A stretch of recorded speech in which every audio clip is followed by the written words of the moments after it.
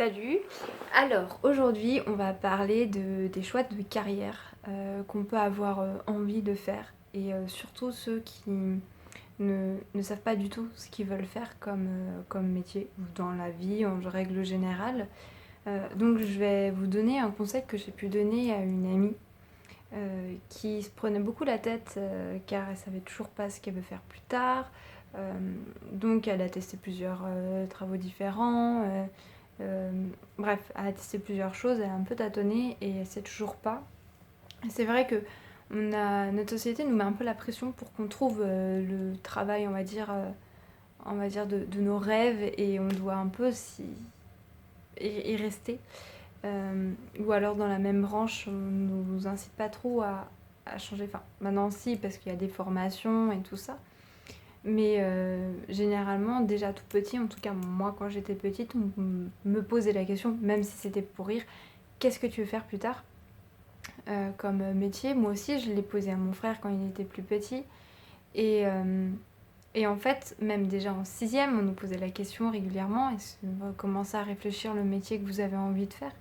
Et ça nous met une pression, même si au début c'est inconscient parce que c'est plus pour rire, mais ça nous met une question de faut qu'on trouve quelque chose qu'on veut faire pendant plusieurs années et limite on doit s'y conformer quoi. Dans le sens y rester et pas changer d'avis, voilà. Alors ça veut pas dire que c'est le cas et qu'on doit vraiment pas changer d'avis du tout, mais voilà, je trouve que c'est une pression qu'on nous met et qu'on se met à soi-même aussi. Donc j'avais cette amie qui me disait voilà, je sais pas du tout ce que je veux faire plus tard, je me mets la pression, enfin, elle n'a pas dit je me mets la pression, mais ça me stresse, ça m'inquiète, et, et voilà. Et j'ai fini par lui dire non mais, enfin, dis-toi que tu as toutes les possibilités devant toi, et que là t'es juste perdu parce qu'il y a trop de choix et tu sais pas lequel te correspond. Donc je vais te prendre une image, un enfant par exemple, un petit qui va pour la première fois de sa vie dans une crèche. Alors là on va dire que c'est une crèche un peu spéciale où il peut faire ce qu'il veut quand il veut, il peut manger quand il veut, il peut jouer avec des enfants quand s'il veut, qu'il y a des adultes qui sont à sa disposition pour jouer avec lui s'il veut et quand il veut. Enfin, on va dire que c'est l'enfant roi où tout est à sa disposition dans le... Comment dire euh, dans le dans un monde on va dire un peu idyllique pour lui. Voilà, c'est vraiment pour imaginer la situation de l'exemple que je veux donner. Cet enfant, donc voilà, il est dans toutes les meilleures conditions possibles. Il se retrouve à rentrer dans la crèche avec toute la possibilité de jeu, que ce soit terrain de jeu, les vélos dehors adaptés pour son âge, les autres enfants, des petits jouets comme des plus grands, que ce soit voiture ou ce que vous voulez, peu importe. Et il y a plusieurs possibilités. Il y a des enfants qui vont vouloir directement se diriger vers un jouet en particulier qu'ils ne vont pas lâcher de toute la journée. D'autres, ça va être aller voir d'autres enfants et jouer avec des jouets similaires ou le jouet qu'il aura choisi ou plusieurs. Certains, ils vont voir un jouet et puis ils vont voir un autre, puis ils vont voir un autre, ils vont se mettre à jouer avec par exemple 6 jouets en même temps. Et puis après, ils vont en avoir marre d'un, ils vont le laisser pour aller en chercher un autre. Et il y en a d'autres qui vont vouloir jouer qu'avec une personne en particulier et s'inventer des histoires. Il y en a d'autres qui vont vouloir jouer avec des adultes. Et, et voilà. Donc tu as plein de possibilités. Et là, en fait, tu es un peu comme l'enfant qui rentre dans la crèche, qui voit toutes les possibilités. Et en fait, ça lui fait peur de se dire je peux faire tout ça. Et il se met à pleurer. Alors, je dis pas c'est pas bien ou voilà, mais plus dans le sens, je comprends en fait que ça te stresse, mais dis-toi que là, tu as le choix de faire juste ce qui te met en joie, de faire ce qui te plaît.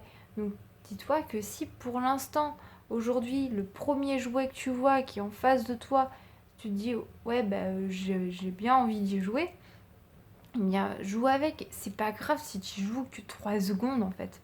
C'est parce que peut-être que ce jouet-là, il va te permettre de trouver un autre jouet ou d'accéder à un autre jouet parce qu'il va rentrer dans ton champ de vision et Si par exemple l'enfant n'était pas allé par exemple à prendre ce jouet-là, il n'aurait pas pu voir un autre jouet qui se cachait qui était caché quand il était à l'entrée. Je sais pas si c'est clair, mais